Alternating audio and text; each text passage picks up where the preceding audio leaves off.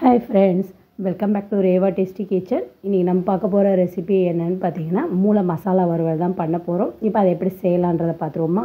அதுக்கு அடுப்பில் வந்து கடாய் ஹீட் பண்ணிட்டு இதில் ஒரு 2 டேபிள் ஸ்பூன் அளவுக்கு வந்து எண்ணெய் சேர்த்துடலாம். எண்ணெய் சேர்த்துட்டு எண்ணெய் நல்லா காயட்டும்.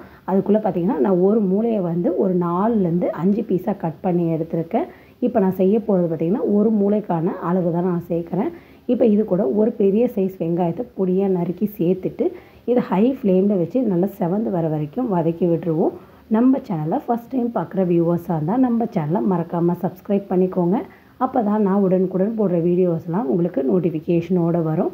இப்போ இது கூட பார்த்திங்கன்னா ஒரு 1/2 ஸ்பூன் அளவுக்கு இஞ்சி பூண்டு பேஸ்ட்டையும் சேர்த்துட்டு இதை வதக்கிட்டு இது கூட ஒரு பாதி அளவுக்கு தக்காளி, நான் சின்ன தக்காளியில் பாதி அளவுக்கு தக்காளி தான் சேர்த்துக்கிறேன். தக்காளியோட அளவு நீங்கள் அதிகமாக சேர்த்துட்டிங்கன்னா ரொம்ப புளிப்புத்தன்மை வந்துடும்.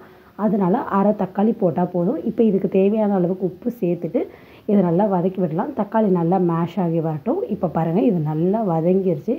இப்போ இந்த சமயத்தில் வந்து இது கூட நம்ம மிளகாத்தூள் ஆட் பண்ணிடலாம். இதில் வந்து 3/4 டேபிள் ஸ்பூன் அளவுக்கு வந்து நான் குழம்பு மிளகாத்தூள் தான் ஆட் பண்ணுறேன்.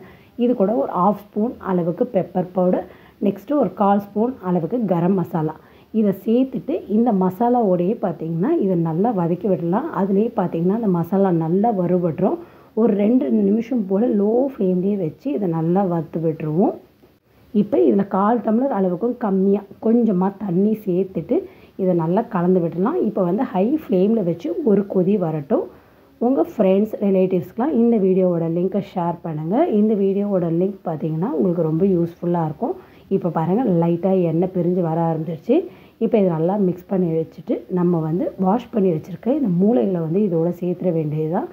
இப்போ இதை நல்லா கலந்து விட்டு அடுப்பை லோ ஃப்ளேமில் கிட்டத்தட்ட ஒரு 5 நிமிஷம் போல் வச்சுருக்கலாம்.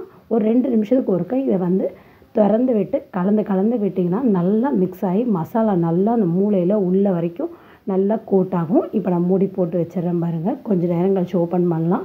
இப்போ பார்த்திங்கன்னா முன்னதைக்கு நல்லாவே திக்காகிடுச்சு. இது இன்னும் கொஞ்சம் திக்காகணும்னா திரும்ப இதை வந்து நம்ம மூடி போட்டு க்ளோஸ் பண்ணலாம். இப்படியே வேணும்னாலும் நீங்கள் சாப்பிட்லாம். இப்படி சாப்பிட்றப்ப பார்த்திங்கன்னா சாதத்தில் பசஞ்சு சாப்பிட்றப்ப ரொம்பவே டேஸ்ட்டாக இருக்கும். இப்போ பாருங்கள், நல்லாவே எண்ணெய் பிரிஞ்சு நல்லா திக்காகிடுச்சு.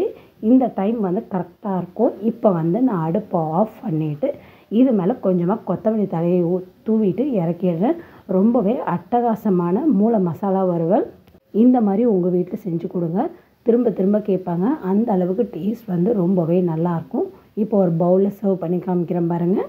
அவ்வளவுதான், ரெடி ஆகிடுச்சு மூளை மசாலா வறுவல். ட்ரை பண்ணி பார்த்துட்டு எப்படி இருக்குன்னு கமெண்ட் பண்ணுங்கள். இந்த வீடியோவை லைக் பண்ணுங்கள், மறக்காமல் ஷேர் பண்ணுங்கள். தேங்க்ஸ் ஃபார் வாட்சிங்.